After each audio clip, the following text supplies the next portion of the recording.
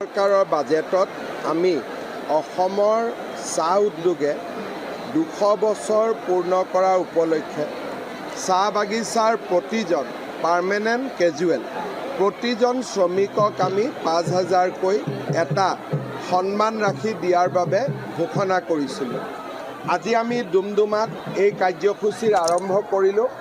অহা 10 দিনৰ ভিতৰত সকলো বাগিচাতে এই ধন আমি উপলব্ধি কৰাম, সকলোৱে পাই যাব।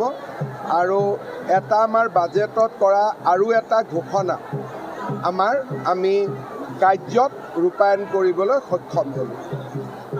ৰাজনৈতিক প্ৰশ্ন এতিয়া বিৰোধীয়ে আগতে দলক আক্ৰমণ কৰিছিল, বাইনে মুখ্যমন্ত্ৰীক আক্ৰমণ কৰি আছে। চব মোক আক্ৰমণ কৰিলে মই একো বেয়া নাপাওঁ, কাৰণ অসমৰ মানুহে মোক 25 বছৰ দেখিছে। এতিয়া নতুনকৈ মোৰ বিষয়ে কাকো কোৱাৰ দৰকাৰ নাই। গতিকে মোক আক্ৰমণ আগতেও অখিল গগৈয়ে 2008 চনত কৰিছিল। যেতিয়াই মোক ব্যক্তিগতভাৱে আক্ৰমণ কৰে চিট তেতিয়া আমি বেছিকৈ পাওঁ।